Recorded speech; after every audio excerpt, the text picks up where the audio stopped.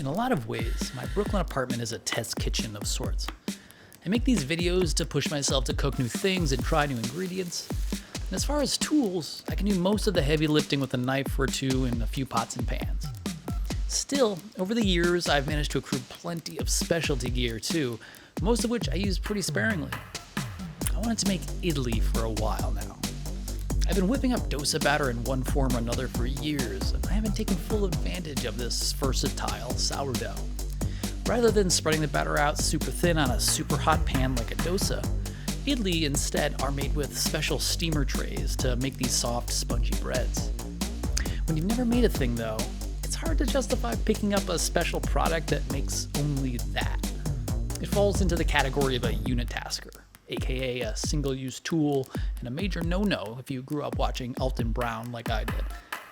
I've learned that lesson a few times over, with example A being these Madeleine tins. For as much as I love the classic French confection, I can count on one hand how many times I've made Madeleines since I picked these up. Since I didn't want to buy another unitasker, I figured why not just put these to use making Madeleine-shaped idli? I just have to jerry-rig a steamer, right? Well, my first attempt didn't quite go as planned. I was able to successfully steam them from the bottom and cook them halfway, but they were totally raw on top. It didn't work. I could see the problem though. There was no room for the steam to circulate around the top of the pan and cook the batter on top. It was all trapped on the underside of the pan or it would escape out the sides. I needed steam to circulate and cook the top and the bottom at the exact same time. So if I wanted to make idli, I had two options.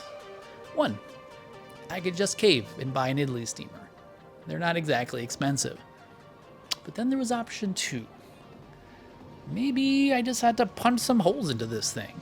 How hard could that really be? Well, as it turns out, hard. Literally hard. This relatively cheap Madeleine tin was actually made from tough as nails carbon steel.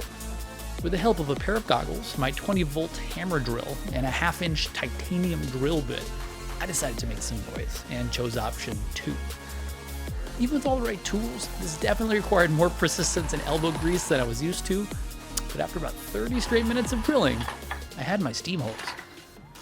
Now, I wouldn't exactly call the final result a masterclass in symmetry, but in theory, these should do the job and get steam circulating.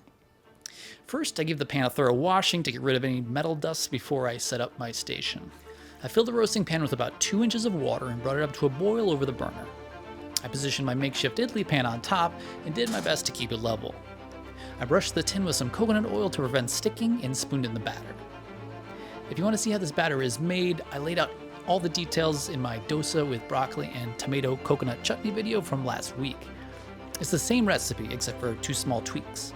Here, I substituted a shorter grain idli rice for basmati and used Moong Dal instead of chana dal. As always, you can find the full recipe down below in the description. Next, I tented this with tinfoil. A tight seal is great, but the bigger obstacle I faced was making sure the foil didn't stick to the raw batter and mess up the shape before they set. I opted to keep the foil a bit more loose so I didn't run into this problem. 20 minutes later, what was the result? The steam holes, they worked. Steam shot up through the pan, hit the tin foil, and bounced back downwards to allow these idli to cook from the bottom and top simultaneously. These steamed for about 20 minutes total until they were all set and had a nice bounce to the touch. All that was left now was to whip up a couple of chutneys to serve these with, one red and one green.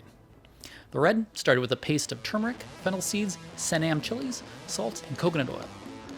Then over a hot pan, I fried some mustard seeds and spring green garlic before working in the paste and stirring it until it was thick and darkened in color.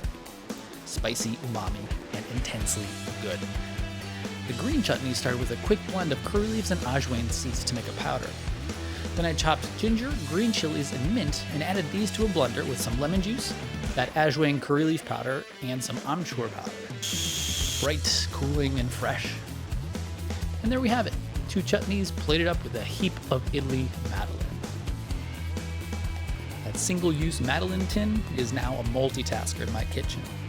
I'm not saying it's about to be my workhorse, but I sure make a lot more dosa batter than Madeleine batter. doesn't hurt either that these suckers are cute as buttons. That's it for me today. Thanks for watching. I'm gonna see you next time. Bye now.